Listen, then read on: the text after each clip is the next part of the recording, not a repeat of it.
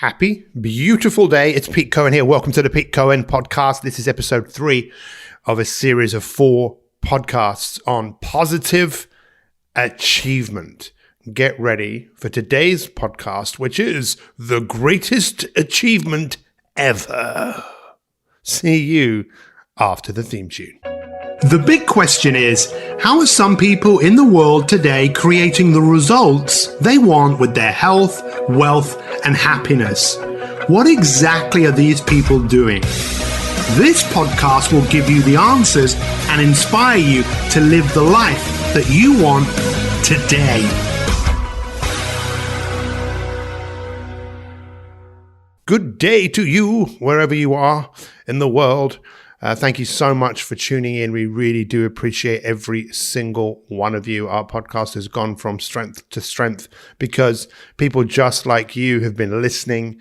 And many of you have also, which we really appreciate, you've been liking, commenting, reviewing, sharing, and we really, really appreciate it because we are in the achievement-making business. Today's podcast is all about the greatest achievement ever. And what is the greatest achievement ever? Well, we'll come to that in a second. Today's podcast is brought to you by my brand new assessment. It is at discovery.petecohen.com. Actually, it's not discovery, it's discover.petecohen.com. Did you get that? Ladies and gentlemen, did you get that domain name? Discover.petecohen.com. Discover. It's brand new. And it's an amazing tool that we've spent probably 8 or 9 months putting it together because we are obsessed about helping people close the gap between where they are and where they want to go. And this assessment really gives you the opportunity to see what are the most important goals that you have in your life and really what is the likelihood of you being able to achieve your goals, because we know that very, very few people get the results they want. I mean, how many people do you think set goals at certain times of the year, whether it's to beginning of the year, whether it's because they're going on holiday, they want to lose some weight, whether it's because they're starting a business? Most people fail. And there are many reasons for that. And this whole process has been put together as a way to just help you work out where are you right now? What is it that is wildly important to you? And what is the likelihood of you being able to achieve it? And then we make some recommendations. We give you some advice as to what you can do. Because as I said, that's our mission. What is your mission? What is your mission in your life? What is wildly important to you? And that's why I want to kind of unpick a little bit. So this is the third in a series of 4 podcasts. The first one, I really kind of wanted to give you a different perspective of what achievement is. The fact that it's what it means. It means the finishing of something. And we are all here to finish. We're all here at one point to end. It's all going to end. And we looked at some of the wisdom that has existed through the ages from people like Dr. Stephen Covey in his book, 7 Habits of Highly Effective People. I think I've mentioned this before, that he wrote this book, it sold millions, and then he wrote another book called The 8th Habit. So they're all pretty obvious habits that if you were successful, you had. The first one is to be proactive. So to me, that means to be active in moving forwards, to be positive. The second one is to begin with the end in mind. So he meant by that, look, fast forward, the end of your life, we're all at your funeral. What do you want the eulogy to be? What do you want people to be saying about you? I said what I want people to be saying about me is that I help so many people close that gap. I help people realize their potential. I help people tap into that unique energy, that impulse that we all have to make things happen, but we are always fighting a war against ourselves. He helped me win the war that I have with myself that was stopping me from moving forwards into growth rather than back into safety. And that's what we spoke about in the last podcast, the work that has really been done by Carol Dweck around the growth mindset, that we all have a choice. If you don't have a growth mindset, you'll always think that the way you are is the way it's always going to be. You're fixed. You can't change. And a lot of people would still to this day tell you, because of what's happened to you, that you can't be anymore because you're not intelligent. And I just think that's all nonsense. In fact, I think intelligence is completely overrated. We need a lot more than intelligence these days. We need to be wise. We need to be able to practice certain virtues. And when we look through the ages and the wisdom of people, some of them still here, some of them long gone, philosophers that were around thousands of years ago, or thousands, 2,500 years ago, who have said things that to this day are still as important as they ever have been. And the lover of wisdom, I think, is the person who always wants to get better. And I want us to look at, what are the greatest achievements outside of you? What are the greatest achievements? I mean, we've been around for a long time. Man, you probably know this, has a very much restless mind, and that's why man has always looked to discover. From the Stone Age, from building Stonehenge. I mean, what an achievement that was. I mean, no one knows exactly how that was done, but to carry these massive stones from other parts of the country and then take them to this field in Somerset and to put them there, and to this day people look at that in awe of how did that happen. But man has come a long way since then, because man has found a way to go to the stars. Man has found a way to go inside his own DNA and really understand how life is formed, how to stop certain illnesses, and we're doing this at ever increasing speed. Man wants to have an impact. You think about the last 100 years, how things like travel and communication has just gone, it's completely unrecognizable to what it was. And these are great achievements. But today I want to give you a different take on what might your greatest achievement be, or your greatest achievements. It doesn't have to be one thing. It could be the fact that your greatest achievement was being born. I mean, life really is what you make it.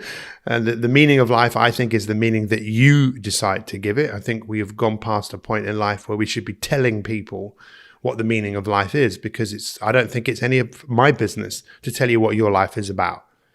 I'd like you to work that out for yourself and to own it and to feel inspired about who you are. There's a guy called Les Brown. You might have heard of Les Brown. If you haven't, just Google him. He's been in the personal development field, speaker, entrepreneur. And I heard a podcast that he did. He's got stage 4 cancer, which he's been battling for like 25 years. And I heard him say, someone asked him, what does he want the legacy of his life to be? And this is what he said. He said, I desire to inspire until I expire. I desire to inspire until I expire. And I thought, wow, that will be my greatest achievement. And he's already done that, and he will continue to do that till his last breath.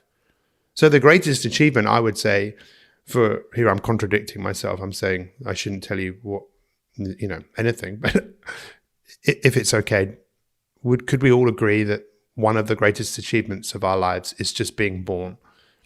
The fact that we're alive and we're breathing and you're listening and I'm talking, and that's pretty amazing, right? But to take it to another level, the world is a bit crazy, right? When we look at it and we see all of this stuff going on, and then we see that I was reading that 97.3% of Americans fall short on 4 of the basic measures of health, from smoking to body fat, men being higher than 20, women being higher than 30 or lower, however you choose to look at it. People not doing 150 minutes of activity every single week, and people not eating a healthy diet. So the 97.3% of people don't fall into those. They fall short on those things. 50% of Americans have a chronic illness. And you think, well, with everything that we know and everything that we can do, why are so many of us suffering? Why are so many of us not the best we could possibly be? And I want to talk to you about that today, if that's okay with you, because I think we're in a society that is built on killing your sense of self. We've created a society where it's all about doing and being like everybody else, and we've learned to adjust to be like everyone else, to just fit in. Now, picture this: you're going for a walk with someone, and it's not about your pace. It's not about how fit you are. You just adjust yourself to the pace of somebody else. That's how most people live their life. They just adjust to someone else's pace. And then if you decide to walk at another pace, then all of a sudden you risk leaving that person. There was a film many years ago. It was called Midnight Express. I saw it when I was way too young, and it was about about an American who decided to smuggle a large amount of drugs in a prison somewhere. I think somewhere like Vietnam or somewhere like that. I can't actually remember where it was, but he got arrested and thrown into a prison, and it was horrific, the conditions. And basically, the exercise yard was just this thing they'd all walk around in the same direction, and they had no real space. They were just sharing their space with loads and loads of other people. And after just one day, he just stopped and just started walking the other way, saying, "No, I'm not doing this. You can't do this to me." And of course, he paid the price of going the other direction. But hopefully, if you decide to move your life in another direction, you won't have to have repercussions of being beaten like he was. But the biggest beating that we get is the beating inside ourselves to stop ourselves from growing and expressing and transcending our past. And I think that what so many of us have is what I call possibility blindness. Do you not think that possibly one of the greatest achievements that you will have moving forwards is your ability to come up with an idea, to see the idea before it's even happened, and then to make it happen? Because if you look around and you see all the greatest achievements that man has created, you'll realize that it existed twice. He didn't just find the thing he was looking for. In fact, that's not entirely true. The man who found Viagra, he found people that were looking for a cure for heart disease. They weren't looking for something to help sexual dysfunction, but they were looking for something, and they found something else. And I suppose this is part of what I really want to share with you, is that the reason man has created so much is he has a restless mind. Well, really what he has is a mind that loves to be engaged in things. And if I go back to the great work that my coach did with me, I worked with my coach for 16 years before he passed away. And many of you know he saved my wife's life. You know, my wife was given 18 months to live 9 years ago. And, I know the power of coaching. I know the power of, because I've coached so many people and I know how much that's helped them. In fact, I was looking at something yesterday. Muhammad Ali, he didn't win any fights without Angelo Dundee. Michael Jordan didn't win any championships without Phil Jackson, who was the coach of the Chicago Bulls. You can't see the picture when you're in the frame. And sometimes you need someone else outside of the frame to help you realize what's going on. And I needed my coach. I was lost in the picture. I was lost in despair. The fact that I wasn't married to her at that time, that the woman I loved was basically going to die. And I was in a panic state. So I called him and he told me, find people that are still alive and find out why. And he also said, what is she going to do when she gets better?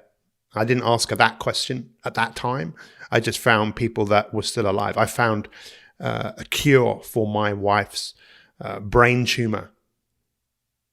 There is no cancer in her brain. Now, why am I telling you this? What is going to be your biggest achievement? You see, at that time of when that happened, of course there was a lot of fear, but I would not let that fear get in the way. I was actually consumed with fear. I used fear as a powerful resource. But my coach said this to me. He said, he asked me what the nature of the mind is. And I tried to give him an answer based on the study of psychology that I'd done. And he just looked at me and laughed and said, no, it's not the nature of your mind. The nature of your mind is your mind plays tricks on you.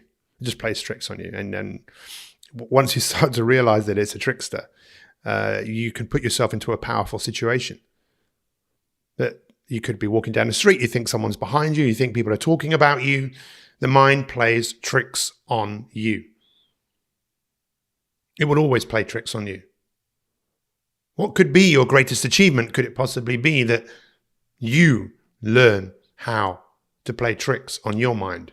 You learn how to channel your mind, because that was the other thing that he said. He said, the mind is a very powerful channel. If you put it somewhere, it will do a really good job for you. Your mind doesn't know the difference between right and wrong. It just goes where it's gone before. But can you see that people who have been obsessed about things they have to do, they have channeled their mind into something that is in front of them, something that they can see, something that they are compelled to do. I'm sure when man decided to go walking on the moon, or to go to the moon, or go into space, people laughed and said, that's not possible. I'm sure when Richard Branson said, let's run commercial flights into space, I'm sure people said that will never, ever happen. What about you? When you come up with ideas, are you not laughing at yourself? Are you not criticizing yourself? See, what we're looking for, I think, isn't really outside of ourselves. I think maybe the greatest discovery for all of us is to do a journey inside ourselves to realize, why are we the way that we are? And how can we change that? You and we are the way that we are because we grew up from the first 20 years of our life. What do you think happened to most of us? I was talking about this in a presentation I was doing the other day about from the age of 0 to 7, you often see people of that age with their mouths open, like, oh. In fact, I've got a picture of me in the toilet and people as a baby sitting on a potty with my mouth just wide open. I'm in what's called theta states. So these are when I'm producing brain waves called theta, which are really the brain waves we produce when we are open, when we are learning. And from a very early age, we don't talk inside our heads. We're just basically, because we are born and we're not ready to be in the world, we can't fend for ourselves. So we have to learn. We have to form very close relationships with people who look after us. And maybe, hopefully, you had that, but you were just an open book. And you took all of this stuff in that you saw and you didn't know whether it's right and wrong. And I bet you saw a lot of things and you experienced a lot of things that you shouldn't have seen. Things happened to you that should not have happened to you, but they happened to you. And they will happen. They continue to happen to people. It's what we do with what has happened. It's not what has happened to us. And that's why some people need therapy and why some people need I think everybody needs coaching, personally. I mean, why try and do anything on your own? What's the point of trying to, I mean, then it's your discovery, but if you can learn from the wisdom, you can stand on the shoulders of giants to learn from what they did, because success always leaves clues, right? It's one of the things that I heard Tony Robbins talking about, one of the big lessons that he learned from Jim Rohn. Jim Rohn, one of the great coaches, teachers, mentors, who said that, Isn't that powerful? To think about that. Success leaves clues. And that's why I believe there's an answer to everything. And people pay me often a lot of money to help them find solutions for things. And if I can't find the solution, I don't have it, I'll get it. I'll find it from somebody else. That's my belief. To believe in possibility, to believe in myself. I don't always have strong belief in myself because you know what? Things happen. Things happen. And it will continue to happen. But what about you? Could it be that possibly one of your greatest achievements ever will be of what you're going to do next? A couple of years ago, I got together with people I was at university with, hadn't seen them for a long time. We talked about the old days. The old days were great, fantastic. And then when I started to talk about what I wanted to do in the future, I felt that I was the only one who was speaking about that in a positive way. It was almost like for them, their best days had gone. But I believe the best is yet to come. You see, we grew up in a world where basically our mouths were wide open. We learned, and then when we went to sleep, our eyes moved rapidly. It's called rapid eye movement. We're processing what we saw in the day. We don't really have a way of filtering. We just take it all in. We take it all in. And then we get a little bit older and we become self-conscious, 4, 5, 6 years old. That's where that voice in your head starts. But the voice that was in your head, you'd speak it out loud. You say, what does this mean? Why are you crying? What's the meaning of that? Why does daddy go to work? What's that? When are we doing this? What am I getting for Christmas? We start to talk, what we think, we say it out loud, and then we become more self-conscious. And then what we said out loud, we say it in our head. And that's where, for most of us, it all goes downhill for quite a long time, until one day we wake up and going, what am I doing to myself? What am I saying? What's going on in here? Wow, because you were just trying to fit in. So you learned, you didn't know right and wrong. You just put it all in so you could learn to walk, so you could learn to do all the things that most people need to do. And then unfortunately, your story, like most of our stories, is we became very self-conscious, and then it's all about fitting in.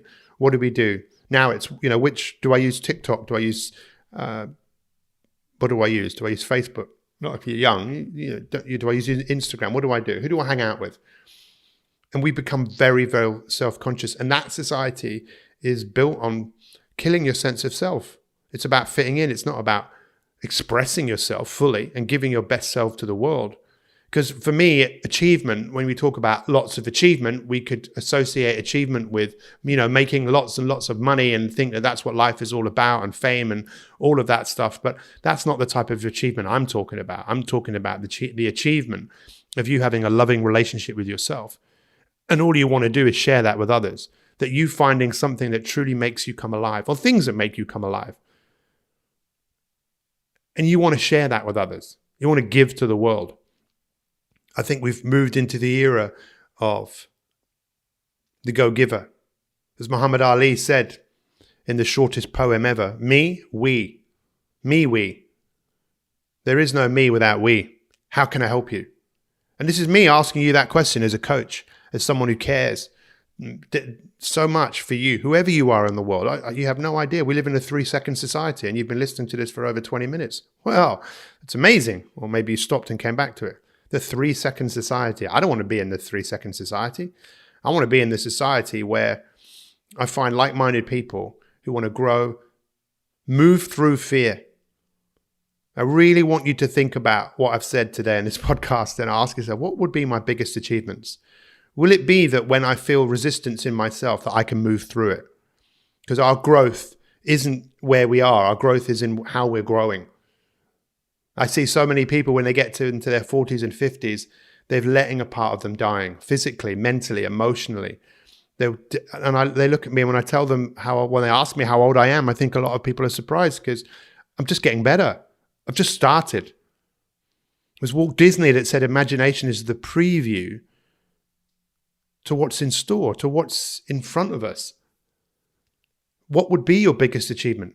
Would your biggest achievement be every time you didn't want to do something that you know that you needed to do, that you did it, and you allowed yourself to have that feeling of achievement?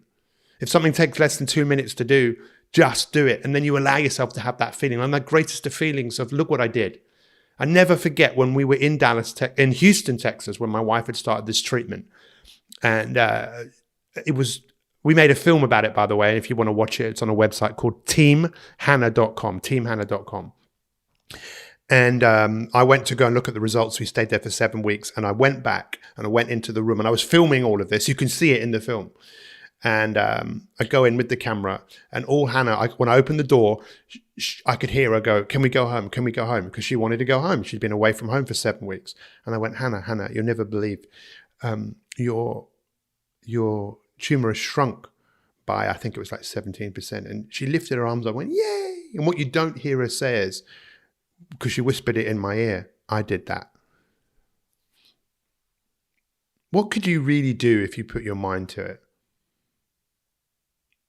And as we start to wrap this podcast up, and in the fourth one, I want to explore in a little bit more detail 2 things. But one of the things I just want to touch on here, which is we grow when we meet a challenge in life that tests us.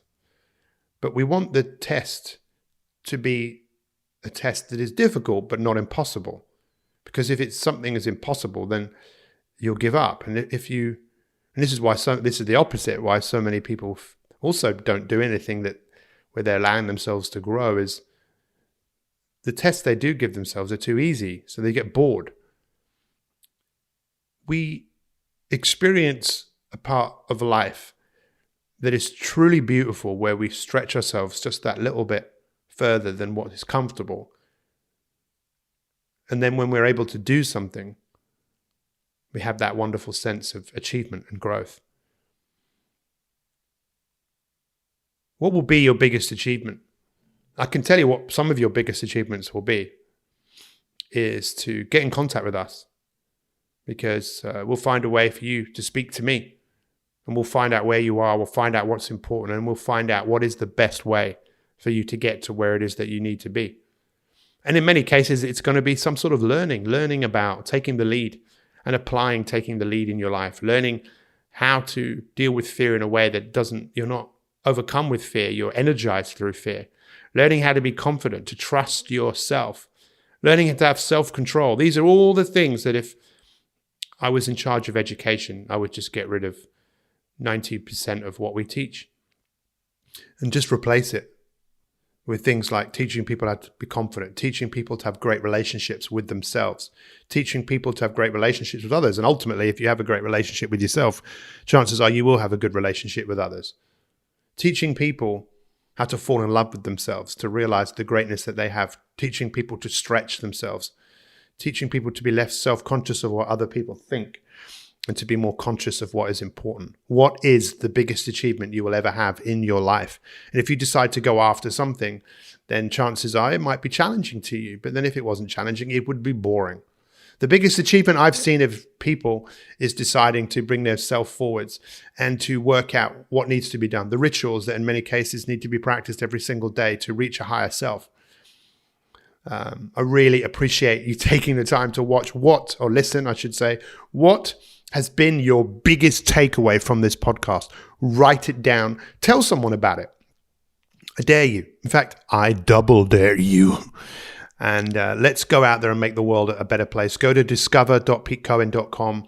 Go and engage with that assessment that we've put together to really help you work out where you are and what's the likelihood and what you need to focus on. Because we know that a great life, it doesn't happen by chance. It happens by design. Let's go design it. Take care. Happy, beautiful day.